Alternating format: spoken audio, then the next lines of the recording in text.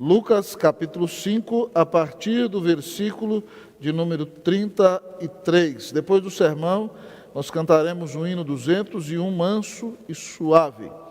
Mas nós vamos agora então ouvir a palavra de Deus, lá em Lucas 5, 33. Assim diz a palavra do Senhor. Convido a todos a que se coloquem de pé, em reverência à santa palavra de Deus, a qual ouviremos nesta manhã. Diz assim a palavra do Senhor. Disseram-lhe eles, os discípulos de João, e bem assim os dos fariseus, frequentemente jejuam e fazem orações. Os teus, entretanto, comem e bebem. Jesus, porém, lhes disse, podeis fazer jejuar os convidados para o casamento enquanto está com eles o noivo? Dias virão, contudo, em que lhes será tirado o noivo. Naqueles dias sim jejuarão. Também lhes disse uma parábola. Ninguém tira um pedaço de veste nova e põe em veste velha, pois rasgará a nova, e o remendo da nova não se ajustará à velha. E ninguém põe vinho novo em odres velhos, pois o vinho novo romperá os odres, em tornar-se-á o vinho, e os odres se estragarão. Pelo contrário, vinho novo deve ser posto em odres novos, e ambos se conservam. E ninguém, tendo bebido vinho velho, prefere o novo, porque diz, o velho é excelente. Oremos ao Senhor. Senhor, fala poderosamente ao nosso coração na Tua palavra. Nós não somos nada sem Ti, Senhor. Nós não temos mérito algum. Nós somos conscientes de que somos amados e perdoados, e justificados e adotados, e é por isso que usamos, Deus, dirigirmos-nos à Tua excelsa majestade, ó Pai, porque Tu nos amaste, Tu nos escolheste, Tu nos justificaste, Tu nos reconciliaste contigo e nos adotaste. Nós somos Teus filhos amados.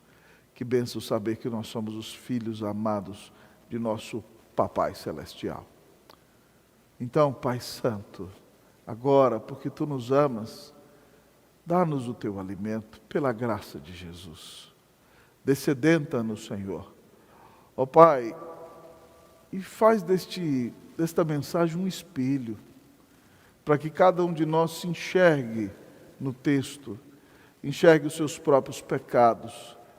E se alguém, Deus, ó Pai, ainda não entendeu o Evangelho, ou não foi tocado por ele no coração, ainda que o tenha assimilado em sua mente, que nesta mensagem haja um conhecimento profundo do Evangelho e da pessoa maravilhosa de nosso Senhor e Salvador Jesus Cristo. Pai, fala ao nosso coração e abençoa a nossa vida nessa manhã. Nós Te imploramos, em nome do Senhor Jesus. Amém. A igreja pode sentar-se.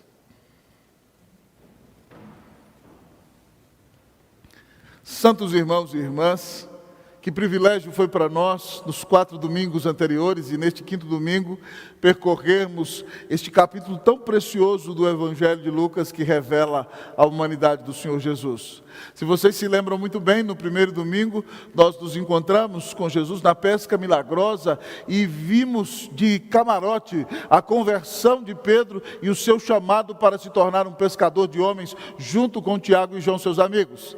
Depois, na semana seguinte, nós tivemos a alegria de ver um leproso que há muitos anos não se aproximava de sua família, prostrar-se aos pés de Jesus e dizer, Senhor, se quiseres podes purificar-me. E Jesus estendeu a mão e lhe disse, quero, fica limpo. E ele saiu propalando a grande salvação que recebeu para toda a região da Galileia.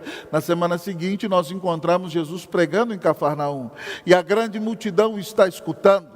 E chegou um homem paralítico ao final do sermão, não consegue ouvir Jesus, então eles abrem o telhado e descem o homem, e Jesus diz ao homem, perdoados estão os seus pecados. E os fariseus que terminam debatendo com Jesus nesse capítulo, começam a questionar, quem é este que perdoa pecados? Só Deus pode perdoar pecados. E Jesus diz que arrazoais em seus corações, para que saibais que o Filho do Homem tem poder sobre a terra para perdoar pecados, disse ao paralítico, levanta-te, toma o teu leite e anda. E o homem levantou, tomou o leite e foi para casa, glorificando a Deus. E todo o povo dava louvores a Deus. Saindo dali, Jesus passou na coletoria.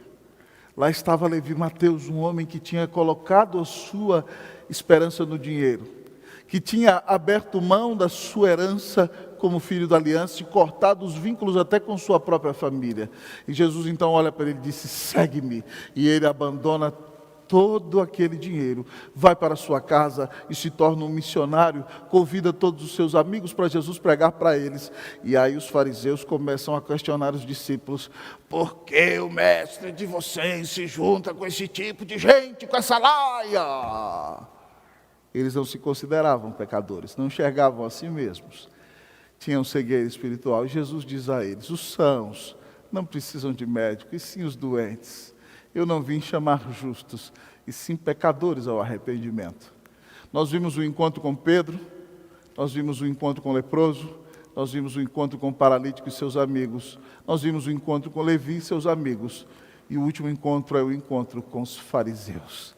E é impressionante que se você vai seguindo o fluxo do capítulo, você já vai encontrar os fariseus dando trabalho e questionando e não aceitando a autoridade de Jesus, o enviado de Deus, aproveitando para questionar o tempo todo. É impressionante a postura dos fariseus. E aqui agora então, no final do capítulo, o encontro é com eles. E nesse encontro com os fariseus, o Senhor Jesus revela a eles, a mim e a você, que o Evangelho é diferente de tudo quanto existe. O Evangelho não é um remendo de religiões humanas. O Evangelho não é algo que você entra porque se sente bem consigo mesmo. O Evangelho é singular. Então o texto nos apresenta aqui a singularidade do Evangelho.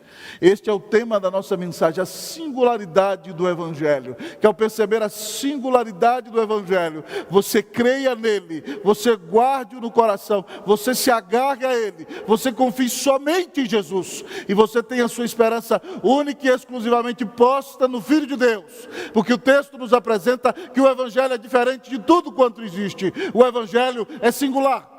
E ao olhar para o texto da palavra de Deus, ao nos apresentar a singularidade do Evangelho, em primeiro lugar, os pontos vão ser mais conceituais hoje, então você que anota, preste bastante atenção, certo? A singularidade do Evangelho. O Evangelho é singular porque ele não é uma fé estereotipada, mas ele é intimidade com Jesus.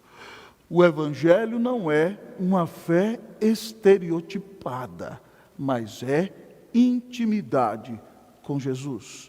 Olhemos aqui para o versículo de número 33 até o versículo de número 35. Disseram-lhe eles, os discípulos de João, e bem assim os dos fariseus, frequentemente jejuam e fazem orações. Os teus, entretanto, comem e bebem. Jesus, porém, lhes disse, podeis fazer jejuar os convidados para o casamento enquanto está com eles o noivo? Dias virão, contudo, em que lhes será tirado o noivo. Naqueles dias, sim, jejuarão. A primeira verdade que Jesus nos diz aqui é essa, ao nos apresentar que o Evangelho é singular e incomparável. Ele diz que o Evangelho não é uma fé estereotipada, mas é um relacionamento íntimo com Jesus. Veja bem que os discípulos dos fariseus estão acostumados a adotar regrinhas para que com estas regrinhas eles obtenham justiça própria. Eles se acham bons porque eles exercem certas práticas. Então eles creem, o que eles estão dizendo aqui, na justificação por meio do jejum. Eles creem na justificação por meio da oração. E eles até dizem a Jesus, até os discípulos de João, ora, eles não acreditavam em João, mas como eles querem perseguir Jesus, eles dizem, os discípulos de João, até os discípulos de João e os nossos discípulos dos fariseus, oram em jejum, e os seus, bando de comelões e beberrões, só querem comer e beber. Eles estão buscando justificação através das obras. É impressionante, irmãos, que na lei judaica o povo jejuava no dia da expiação. Mas tirando esse dia, há convocações nacionais para o jejum. Mas o jejum de um indivíduo nunca era uma obrigação ou uma pressão da lei, mas era algo que era fruto de um relacionamento pessoal com o Senhor. Então o jejum era caracterizado por voluntariedade. Não havia uma lei, jejue uma vez por semana. Os fariseus criaram sua própria regrinha de jejuar 2 vezes por semana. Mas nas Escrituras não há uma regrinha, jejue tantas vezes por semana. Porque o jejum tem que ser espontâneo do coração. Eles estavam buscando justificação através do seu próprio desempenho pessoal. E por isso criticam os discípulos de Jesus que têm a alegria, estão com Jesus e vão para banquetes e comem e bebem porque estão na presença do Filho de Deus e se alegram. Então Jesus conta uma ilustração maravilhosa ao meu e aos seus olhos, e ele diz o seguinte: imagine que você foi convidado para ir no casamento, o noivo é seu amigo, e a festa está rolando solto, um momento de grande alegria. Tem aquele banquete, aquele jantar maravilhoso, você fala, não vou jantar no seu casamento aqui não, noivo, porque hoje eu estou de jejum. Jesus disse que além de ser um agafe, seria algo ridículo. E é isso que Jesus está dizendo aqui. Ele diz, eles estão com o noivo na festa do casamento. Eles têm intimidade com o noivo, eles têm um relacionamento íntimo e pessoal com o noivo. O grande Senhor, o Rei da Glória, o noivo é Jesus. E se você está na presença de Jesus, você tem que desfrutar de alegria, você tem que celebrar, você tem que glorificar. Os discípulos estavam certos, Deus pisou na terra, Deus se fez homem sem deixar de ser Deus. Estar na presença de Deus era a coisa mais festiva, mais exultante, mais inebriante, mais alegre que alguém poderia experimentar. É por isso, meus irmãos e minhas irmãs, que os discípulos tinham que se alegrar. Estava com eles o noivo, eles tinham intimidade com o noivo, a tristeza não era opção para eles. Jesus está mostrando, irmãos, que a nossa justiça não vem do nosso próprio desempenho. A nossa justiça vem da fé que nós temos no noivo, que deu sua vida na cruz e pagou os nossos pecados. A nossa justiça não vem das nossas obras, a nossa justiça é imputada a nós, é considerada sobre nós, porque Cristo morreu na cruz e pagou os nossos pecados. Então, se nós conhecemos o noivo, aquele que se casa com a noiva, e nós fazemos parte da noiva que é a igreja, e nós fomos perdoados por Ele, nós devemos desejar ter um relacionamento de intimidade, de alegria com Ele. E aí Jesus termina esse ponto dizendo o seguinte, ele diz, haverá dia em que o noivo lhe será retirado, e nesses dias jejuarão. Veja bem que Jesus não está dizendo que esse jejum vai ser uma espécie de autojustificação. Vai ser simplesmente a expressão da saudade que eles têm da presença do noivo ao seu lado. O noivo está presente agora pelo Espírito Santo em nossos corações, mas nós temos o desejo de ver o noivo fisicamente. Nós temos o desejo de vê-lo, de tocá-lo, e isso acontecerá.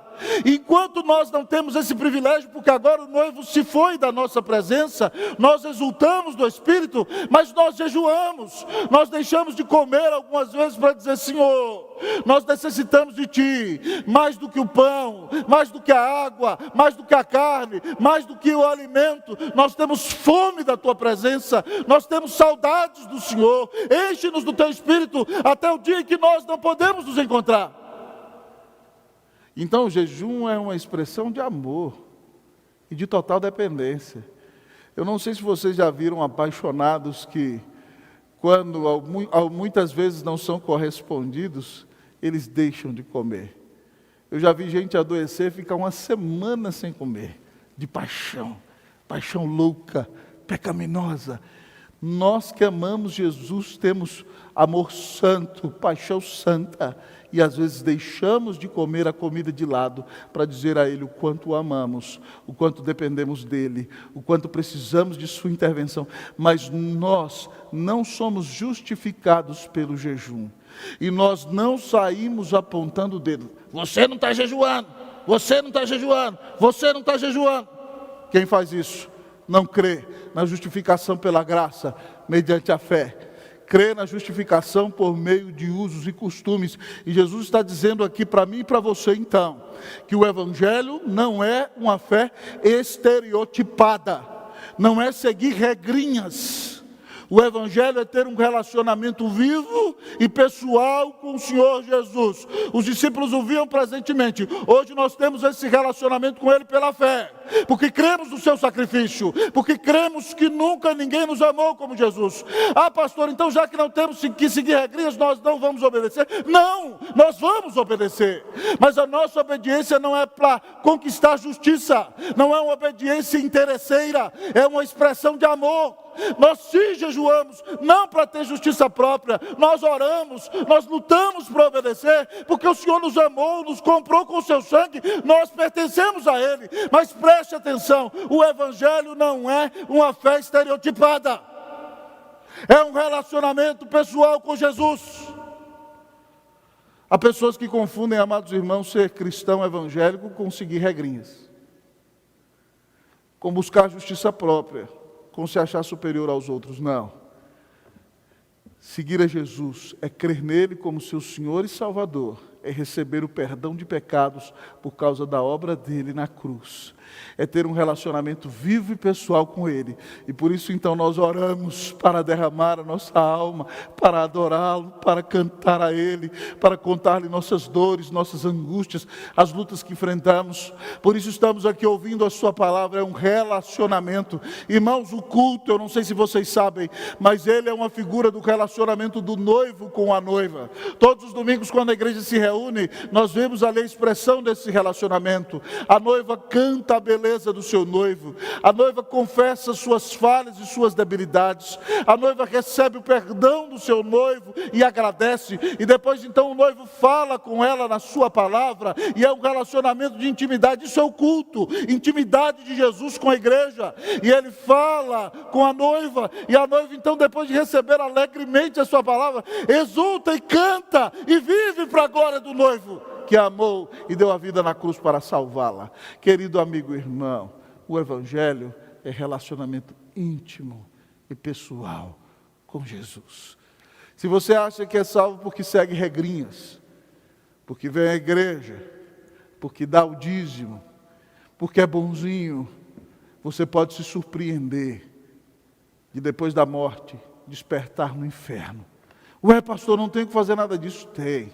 Como expressão de amor, de gratidão. Você vem ao culto, porque você ama Jesus que te salvou e quer se relacionar com Ele. Você dá o dízimo para expressar que você não ama o Deus dinheiro e você oferta ao Senhor que deu muito mais por você quando deu a vida na cruz para te salvar. Você glorifica a Deus e faz boas obras, não para ser aceito, porque você já foi aceito, já foi amado. Você faz isso como gratidão, como expressão de louvor. Então, meu irmão, pare de achar que cristianismo é seguir estereótipos humanos e entenda que Evangelho é um relacionamento vivo e pessoal com Jesus que nos amou e deu sua vida na cruz para nos salvar. Que você creia em Jesus e comece a ter um relacionamento vivo e pessoal com o Filho de Deus, e tenha paz com Deus, e tenha alegria da vida eterna, e viva em plenitude, por saber que das mãos do Senhor nunca ninguém jamais poderá te arrebatar. Eu disse a vocês, nada se pode comparar ao Evangelho. O Evangelho não é fé estereotipada. O Evangelho é intimidade com Jesus. Que Deus te dê a bênção de ter um relacionamento íntimo, vivo e pessoal com Jesus Cristo, o Filho de Deus. Amém. Pastor, como eu posso perceber ainda a singularidade do Evangelho? A singularidade do Evangelho, como pode ser percebido? Em segundo lugar, amados irmãos, o texto nos mostra que o Evangelho não é adequação às religiões humanas. Você que está anotando, vou repetir. Eu quis fazer um esboço conceitual nessa manhã, porque Jesus é conceitual, é um debate apologético aqui, eu não podia trabalhar de outra maneira. Então, em segundo lugar, pastor, como eu percebo a singularidade do Evangelho? O Evangelho é singular porque ele não é uma adequação às religiões humanas.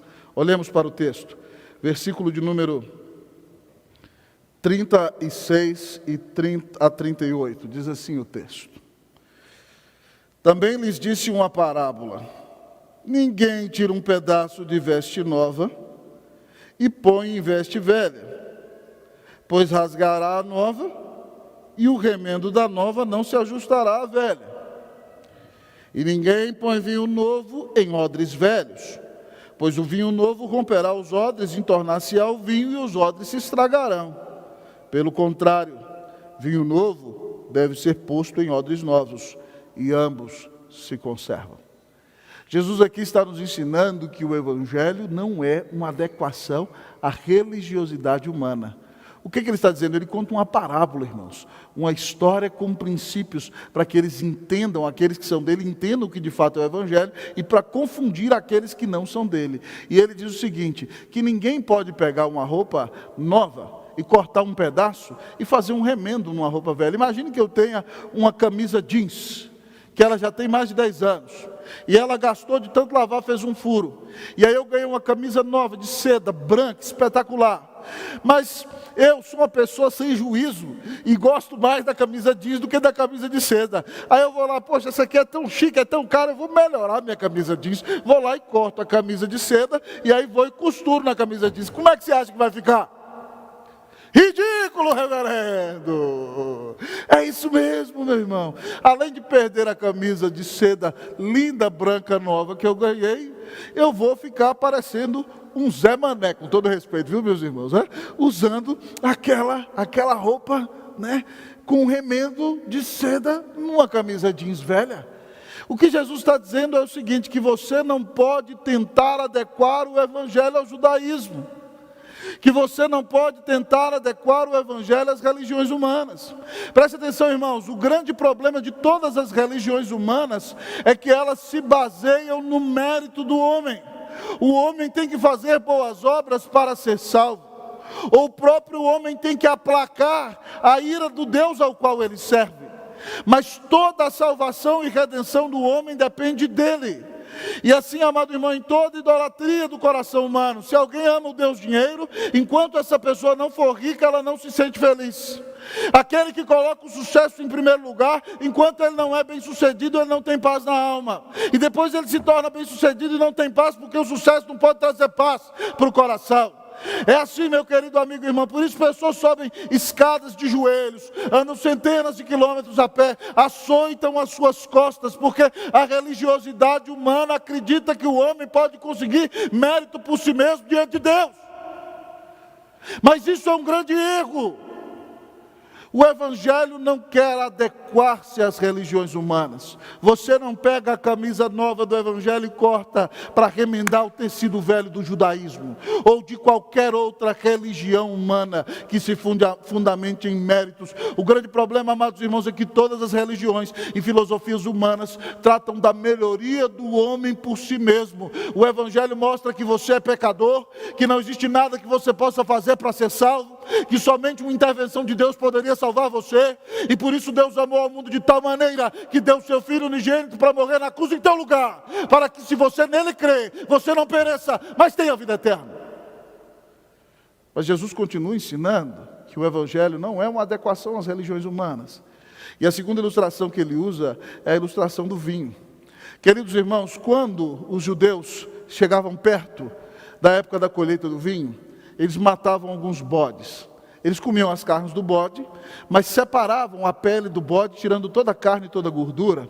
E eles faziam odres, vasilhames com a pele do bode, que era grossa, da cabra, né? E o próprio pescoço do bode se tornava a parte de fora daquela moringa, daquela vasilha, né? A parte onde recebia o líquido. Então, como aquela pele ainda estava ali, o bode tinha acabado de morrer há pouco tempo, eles colocavam o vinho novo naquele odre, feito, né, de couro de bode novo. E como o vinho ainda estava fermentando, então o couro do bode se dilatava. Então aqueles odres se dilatavam. E aí, mas não rachavam, porque o couro ainda estava novo e o vinho estava novo. Então o vinho conservava o couro, mas o couro ficava duro. E aí Jesus diz o seguinte: imagine que você tire agora aquele vinho velho de dentro daquele odre velho que já endureceu com o vinho que fermentou ali, e você coloque um vinho novo dentro daquele odre velho. Ora, aquela pele já endureceu, já secou. Você vai colocar o vinho novo dentro daquele odre, e aí o vinho vai fermentar, e o odre vai rasgar, e você vai perder o vinho e vai perder o odre. Ele diz que você tem que colocar vinho novo em odres novos, e aí eles se conservarão. E Jesus aqui está dando uma lição maravilhosa. Ele está dizendo a nós que nenhuma religião humana pode conter o Evangelho dentro de si. Agostinho usa uma ilustração falando que nós que somos finitos não podemos ter um conhecimento total do Deus infinito. É impossível. Ele diz finitum non capax infinito. É impossível que o finito possa conter o infinito. É mais ou menos assim, o Evangelho é infinito. E as religiões humanas são finitas. Então o Evangelho, quando ele entra destruindo toda a religiosidade. Então se você é odre velho e quer botar o Evangelho dentro de si, ele vai entrar e vai arrebentar com tudo. Porque o Evangelho não se baseia em mérito humano. Ele mostra que o homem não tem mérito nenhum. É salvação pela graça mediante a fé na obra de Jesus. Então o que Jesus está dizendo para eles é o seguinte: vocês, fariseus, são odres velhos. Para receber o Evangelho, vocês precisam ser odres novos. Ele está, amados irmãos, ensinando que com aquela cabeça e com a sua velha natureza, eles não podem ter o Evangelho no coração. Eles precisam nascer de novo. Porque se você coloca o Evangelho dentro de um odre velho, o odre velho vai rachar. Porque ele acha que o homem pode ser bom, que são por regrinhas e desempenho humano que as coisas vão continuar acontecendo, e o Evangelho entra avassalando todas as coisas, porque o Evangelho já mostra de cara o quanto você é mau, o quanto eu sou pecador, o quanto nós ofendemos a Deus, até quando tentamos fazer coisas boas em nossa vida. É necessário, para ter o Evangelho dentro do peito, que você tenha nascido de novo. Que bênção maravilhosa, irmão. Você aprende aqui então que o Evangelho não é uma adequação às religiões humanas. Certa feita, na Universidade de Oxford, numa palestra, eles estavam discutindo uma palestra de ciência da religião, a diferença entre as principais religiões. E eles então trabalhavam, eles viam que todas as religiões, muitas delas, na maioria das vezes, tinham um conceito de criação, que muitas delas tinham um conceito de que o homem era mau, de que o homem, que a justiça, que o homem precisava ser justificado, que a ira de alguém precisava ser satisfeita, e que as pessoas tinham que obedecer boas regras, e eles estavam debatendo, mas qual é a diferença então entre o cristianismo e isso daí? E ficaram 2 horas debatendo, até que passou o grande C.S. Lewis. Estava dando aula de literatura, falou: que debate que vocês estão fazendo aí? Eles estão falando assim: nós estamos querendo descobrir qual é a diferença do Evangelho da fé cristã com outras religiões. Ele falou: sério? Simples, uma palavrinha só: graça. Desmontou todo o edifício deles. Sabe por quê? Porque o Evangelho ensina que o homem não pode ser aceito por Deus através do seu próprio desempenho. Não existe nada que você possa fazer para que Deus perdoe os teus pecados. Não existe nada que você possa fazer para ser aceitável diante de Deus. Não existe nada que você possa fazer para receber o perdão de Deus.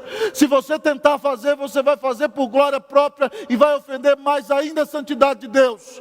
É necessário alguém do tamanho de Deus, que seja homem para pagar os teus pecados da cruz. Então o Evangelho demonstra a graça, porque Deus se torna homem, vai à cruz e recebe a ira do Deus eterno contra o pecado, para dar de graça o perdão ao seu povo. para dar de graça o presente da vida eterna. Nenhuma religião, amados irmãos, ensina que o homem se aproxima de Deus por graça, por perdão e por misericórdia do Senhor, ainda que o homem seja pecador. O Evangelho é graça. O próprio Deus se dispõe a pagar a dívida que eu tinha com Ele. Eu tinha com Ele uma dívida de valor infinito. Então Ele pega um cheque em branco e diz aqui: toma aqui o cheque para você pagar a sua dívida. E aí então, você está lá assinado o nome dele. Você bota lá dívida de valor infinito e entrega o cheque. Ele mesmo dá o cheque para pagar a dívida que era minha, que era sua. O Evangelho é graça, é salvação pela graça, mediante a fé. Não depende de você, não depende do seu desempenho, não depende do que os homens digam a seu respeito, depende do grande amor de Deus, que nos amou e entregou seu Filho para nos salvar. Então, querido amigo e irmão, eu quero desafiar você a sair do modus operandi de justiça própria. Porque muitas vezes, irmãos, pessoas que estão na igreja, elas voltam para o modo de justiça própria. Elas se sentem boas por causa do seu desempenho, elas se sentem boas por causa da posição que ocupam, elas se sentem importantes pela maneira como elas são tratadas. Meu irmão, entenda que você não merece nada. Você merece a ira de Deus, e você só é amado e aceito porque Cristo deu a vida na cruz para te salvar. Então tire todo o peso do seu ombro, e entenda que não é por sua causa, não é por causa do seu status, não é por causa das suas finanças, não é por causa dos seus títulos, é única e exclusivamente porque Deus é bondoso e misericordioso e mandou o Filho dele para te salvar. Se você tentar botar o Evangelho em odres velhos, ele vai arrebentar com tudo. Peça a Deus para que faça de você um odre novo, para que o Evangelho fermente no seu coração e você cresça e faça toda a diferença. Diga: Senhor, faz de mim veste nova, que revela a tua beleza e glorifica o teu nome por causa da obra de Jesus. O Evangelho é diferente de tudo que existe. O Evangelho é singular. Portanto, meu querido irmão, peça ao Senhor: Senhor, faz de mim vaso novo, faz de mim veste nova, faz de mim nova criatura, por meio do teu Evangelho, em nome de Jesus. Amém. Mas o texto continua, queridos irmãos e irmãs, a nos apresentar a singularidade do Evangelho. O Evangelho é singular. Ele é diferente de tudo que existe. Em primeiro lugar, nós vimos que o Evangelho é singular porque ele não é uma fé estereotipada, mas ele se baseia num relacionamento íntimo e pessoal com Jesus. Em segundo lugar, nós aprendemos que o Evangelho é singular porque ele não é uma adequação às religiões humanas. Mas, pastor, onde mais então nesse texto nós percebemos, pastor, a singularidade do Evangelho? O Evangelho é singular porque ele é para quem reconhece a sua própria incapacidade. O Evangelho é singular, porque ele é para quem reconhece a sua própria incapacidade. Versículo de número 39. E ninguém, tendo bebido o vinho velho, prefere o novo. Deixa eu começar de novo. Deixa eu ler no tom de Jesus. E ninguém, tendo bebido o vinho velho, prefere o novo, porque diz: o velho é excelente. Uau! Eu já vi gente usar esse texto aqui e dizer: Jesus é o enólogo dos enólogos. Ele entende de vinho. Ele sabia que o vinho velho é um negócio incomparável. Ô, meu irmão, eu sei que você gosta do vinhozinho, mas eu quero dizer que o texto não está falando disso, não. Jesus aqui está usando uma ironia. Ele está zombando dos fariseus. Ele está dizendo: o que é o vinho velho para os fariseus? É a religião judaica. Então ele está zombando, ele está ironizando com eles. Não, vocês estão dizendo aí que o vinho velho de vocês é o melhor, não é? Então ele fala assim: ninguém que tendo bebido vinho velho, ou seja, ninguém que tendo o judaísmo e a religiosidade humana no coração, prefere o novo, né? Porque diz: o velho é excelente. Jesus está dizendo, irmão, que esses homens estão satisfeitos consigo mesmos. Porque eles estão felizes com o seu judaísmo errado, porque eles têm um bando de regrinhas que eles obedecem, e por obedecer essas regrinhas, eles se sentem bons. Então eles dizem assim: nós bebemos o vinho velho, nós não somos como esses publicanos miseráveis, bandidos que traíram a pátria, nós não somos como essas prostitutas que ficam se entregando aí para pecar, nós somos gente de fina estirpe, nós somos gente boa. Que história é essa de evangelho? Nós não precisamos disso. É isso que ele está dizendo: ninguém que tenha bebido o vinho velho, ou seja, a religiosidade da justiça própria, ninguém que se acha bom, prefere o novo, porque diz: nada, o vinho velho é excelente. Já foi pregar para alguém, você falou assim: você precisa ser salvo. A pessoa: salvo do quê?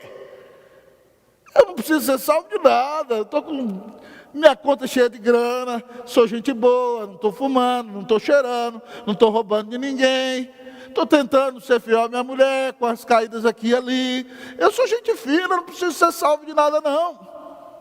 É isso que Jesus está dizendo, que quem se satisfaz com o vinho velho da religiosidade humana, não pode receber o vinho novo do Evangelho, e a vida e o renovo que Ele dá pela fé em Cristo Jesus. O que Jesus está dizendo, irmão, que o Evangelho é para quem reconhece a sua incapacidade, o Evangelho é para quem reconhece o seu pecado, o Evangelho é para quem não pode ficar satisfeito consigo mesmo e com o seu próprio desempenho, o Evangelho é para quem se acha mal. Se você se acha bom, o Evangelho não é para você. O Evangelho é para quem reconhece que é pecador, para quem reconhece que não tem razão sempre, para quem sabe que precisa da graça de Deus, que precisa se arrepender dos seus pecados, que se Deus não tiver misericórdia dele, ele caminha abaixo dos lagos para o inferno. O Evangelho é para pecador. Vocês se lembram do texto anterior? Está lá Mateus. Mateus era estelionatário, irmãos. Mateus era o chefe dos ladrões daquela região de Cafarnaum. Ele só não era mais poderoso que Zaqueu, que era o chefe da máfia dos anões do orçamento de Jericó, certo? Então ele era ali, ele estava arrecadando dinheiro, o Deus dele era dinheiro. Ele rompeu com a sua família, rompeu com o judaísmo, não podia ir na igreja, as pessoas cuspiam no chão, e ele estava se tornando cada vez mais rico. Jesus passa e diz: segue-me. E o Evangelho entra na alma daquele homem, ele larga todo aquele dinheiro para lá. Ele diz: Jesus, eu tenho um bando de amigos perdidos que nem eu. O Senhor prega para eles, eu vou fazer um banquetezão lá em casa. Jesus chama todo mundo, e está lá a publicanaiada toda, as prostitutas juntas, aquela festona, e Jesus só pregando o Evangelho, pregando a palavra, e lá estão os fariseus na porta. Por que você se junta com esse tipo de gente? Jesus diz: os sãos, o problema é que vocês acham que tem saúde, vocês não têm. Os sãos não precisam de médico. Quem se acha bom não vai ao médico. Ele fala assim: mas sim os doentes.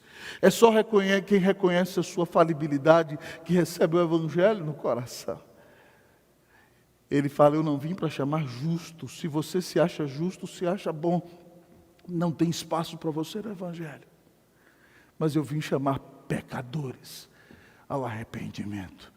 O Evangelho é para quem reconhece os seus pecados, é para quem reconhece a sua falibilidade, é para quem entende que não consegue agradar a Deus por si mesmo, e mesmo depois de convertido, ainda não é perfeito nessa vida, ainda falha muitas vezes.